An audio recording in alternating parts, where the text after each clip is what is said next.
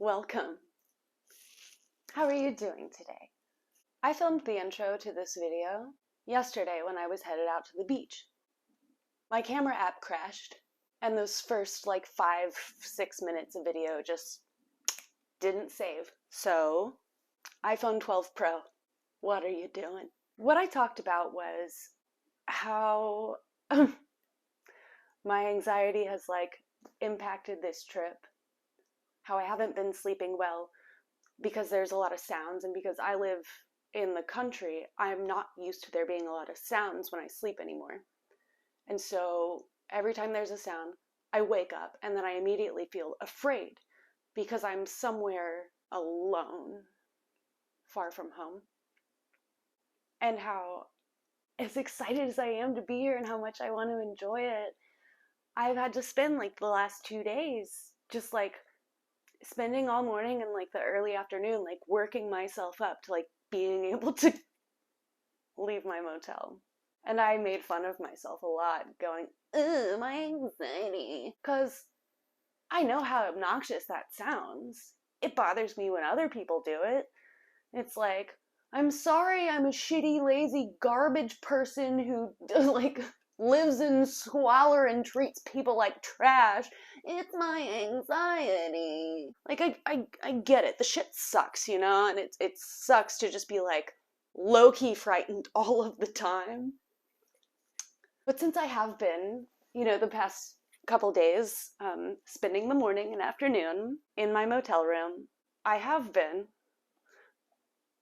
watching on my tablet coverage about Gabby Petito and her boyfriend, Brian Laundrie, who is still on the run. Do they have a warrant out for him yet?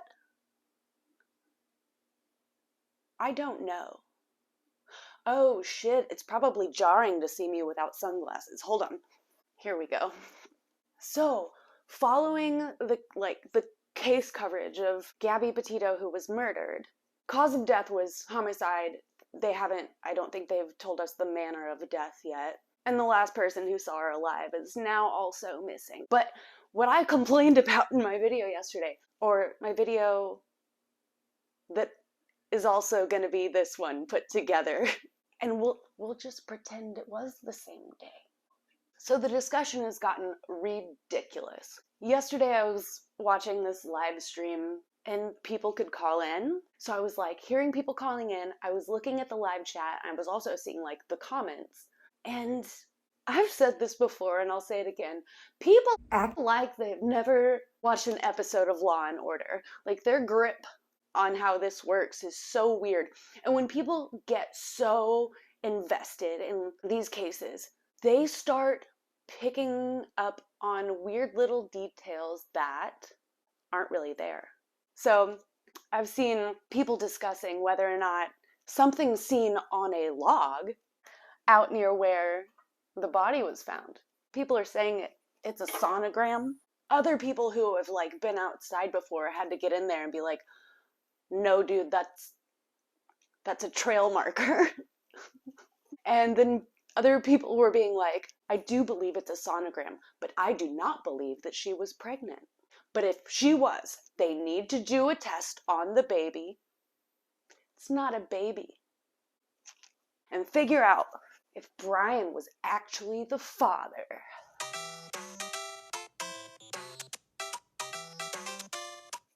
It's not a sonogram. It's a trail marker.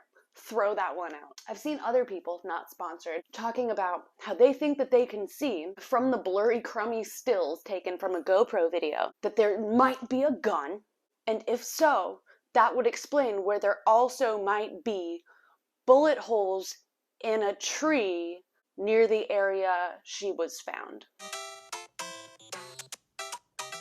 I don't know if you've ever been to the mountains before or hiked. There's fucking bullet holes in everything. If you go up in the mountains and try to post up a sign that's no littering, people will just shoot a bunch of holes in it. I mean, yeah, I guess some people have never gone outside before. I don't know. It's just so interesting to me, the way that people start talking about these things. I was watching a stream earlier of a guy who was like streaming the live footage of like these lake dive searches that they're doing, looking for the potential suspect. The person of interest is missing, and his family gave him several days head start before they finally told the police that they didn't know where their son was. Now, the thing is, in a press conference, law enforcement did say, like, we know right where he is. And there are people in the public who are like, they fucking lost him! They're idiots! I do think law enforcement lied. Not for the sake of the public, but because they didn't want Brian Laundrie or his family to know that they knew he was gone. Could be wrong. But anyway, so I'm watching this stream. There's someone in the chat who is like, I can tell you that as a psychic medium, I think that they got into an argument, and that is how she ended up dead.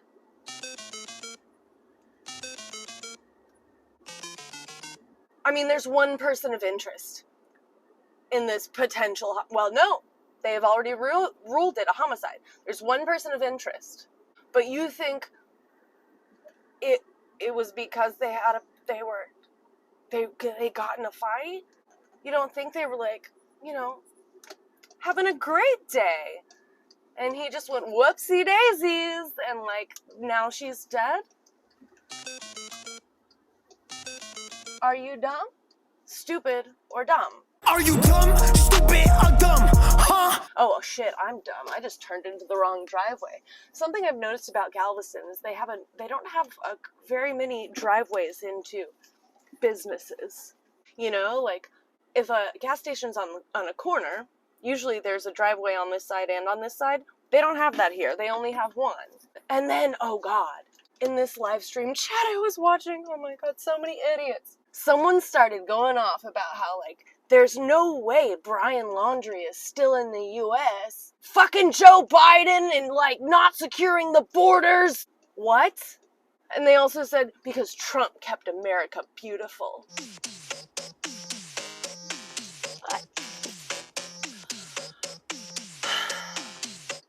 I'm failing to understand what safe borders, as in keeping other people out, has to do with an American citizen leaving the country. And then there's also someone going, my cousin dated a police officer in 2002. And let me tell you what I know. They need to check the airport security footage. Which airport and for what? The dude drove from Wyoming to Florida, and that is kind of the problem. They're like, nah, if we check that security footage, we'll be able to tell if he was alone or not. Like, I know that the internet is fucking an incredible tool that has helped solve criminal cases, because there have been people who have seen or are aware of certain details that when submitted to law enforcement, that can really help. But then you have shit like, the Delphi murders? Abby Williams and Liberty German? It's been over 4 years now, dude. They still haven't that's so... Okay, right. So I used to follow that subreddit. And it was, it's always interesting to read through case discussion and see what people have to say. But there was this one point in time where the Delphi Murders subreddit got so fucking weird. And there were people in those threads just, like, swearing up and down that bridge guy, the person of interest from the Snapchat photos that the girls were taking on the bridge before they got murdered. So there's people just, like, insisting that he had a small dog with him zipped up inside of his jacket, and they knew it! Why would that matter either way? I mean, I don't think it's true. Like, what do you do? How do these people think that they're contributing to the conversation, is what I'm saying. Because, yeah, I feel like when cases like this, like, blow up, shit can get real stupid real fucking fast. But you know what I mean? So, like, among seeing the discussion of, like, there's a lot of other missing people who aren't getting the coverage they deserve. So, like, I went through on Twitter, I found a few of them, and I retweeted them. I don't really know what else I'm supposed to do. I'm not, like, a channel where I cover missing persons cases and true crime, because that takes, like, a lot of time and research, and I am not smart or qualified. Feel free to unsubscribe right now. Get out of here. You don't want me in your life. But yeah, all that to say is that, like, retweets is really the only thing I have to, like, spread awareness about these missing persons cases. I don't use Facebook. I can go to the Reddit and do some upvotes. I'm pretty useless as an individual. I'm hungry. I think I need to get food before I go to the beach. And I'm not sure, do I want to go all the way down to the end of the island to try this other beach? I do. I probably should. God, I get so nervous about parking, and this is how you can tell I'm from fucking Austin, is because there's nowhere to park in Austin. I'm not going to park in a parking garage, even if it's free, because parking garages just scream, like, rape situation to me. So, the whole time I've been here, I've been, like, super worried about parking. Like, yesterday I wanted to, like, get dinner from this place, but like, it said it was, like, Google Maps said it was downtown, and I was like, downtown? Well, where am I supposed to park? That's simply not the case. They had a very large parking lot, and it was mostly empty. But yeah, once I, like, figured out the parking situation with, like, the app yesterday after I downloaded it, oh my god, there's street parking! Dude, what the fuck?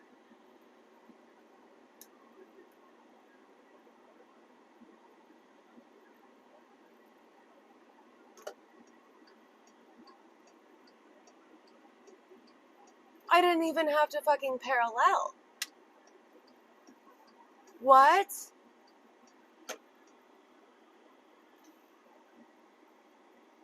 I didn't know places still had this as an option. Yeah, there's signs up that says, I guess I can pay by phone, so I tried to follow the directions on the sign, and it was like, download our app, and I was like, yeah, I'm not doing that right now, I got a sunset to catch. So I just tried to do it from their website, and when it said, like, select time units that you're going to, like, pay to park for, the only unit it would let me select was month. It was just like, I'm gonna be here for like 45 minutes. What do you mean? So then I had to, like, try and get on the app store. Hopefully by the time that I get down here, the app will be uploaded and I can pay for my parking, because I really don't want to get ticketed or in trouble. Okay, update. I'm using the app. You can only pay to park by the month. It's not an issue with their website. It is an issue with their entire premise. They want you to pay for parking for a minimum of 1 month at a time. And straight up, I'm not gonna do that.